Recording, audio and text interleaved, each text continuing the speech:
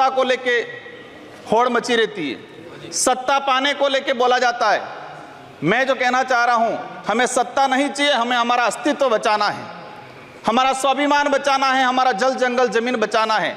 और देखा गया देश के अंदर आदिवासी समुदाय जल जंगल जमीन की बात करता है तो उसको नक्सलवाद का ठप्पा दे दिया जाता है, उसको नक्सलवाद के नाम से मारा जाता है। छत्तीसगढ़ का बस्तर का इलाका हम देखते हैं, 11 साल की बच्ची को मारा जाता है और कहा जाता है कि नक्सलाइट थी।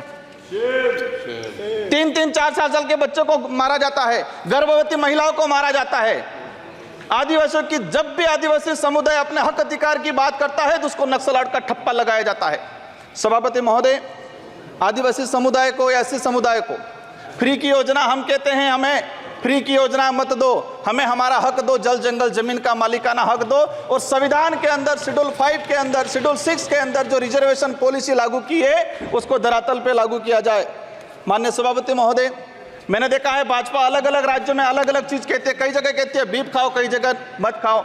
हमारे आदिवासी समुदाय को लेकर एक धर्म कोड की लंबे समय से मांग चल रही है कि आदिवासी समुदाय को अलग से धर्म कोड दिया जाए। आजादी से पहले 1871 से लगा के 1951 तक अलग जनगणना हुई है।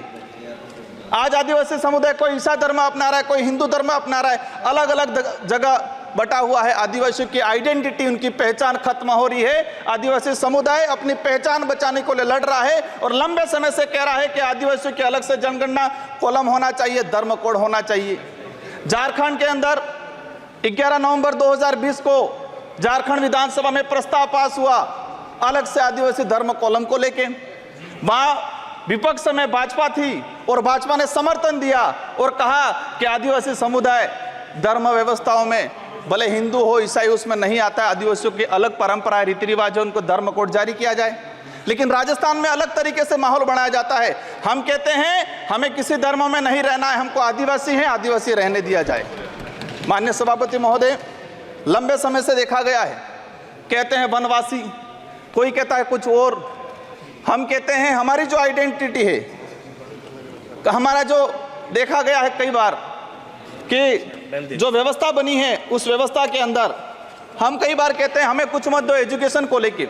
नई शिक्षा नीति, मुझे लग रहा है अभी घंटी बजने वाली है, मैं 2 मिनट में मेरा समाप्त करूंगा। नई शिक्षा नीति के तहत ये प्रावधान किया गया है कि 6 साल का बच्चा होगा इसके बाद उसको पहली क्लास में एडमिशन दिया जाएगा। माननीय सभापति महोदय, मैं कहना चाह रहा हूं निजीकरण को बढ़ावा देने का तरीका है ताकि प्राइवेट संस्थाएं खत्म हो, सरकारी संस्थाएं खत्म हो, प्राइवेटकरण हो। ये कहा गया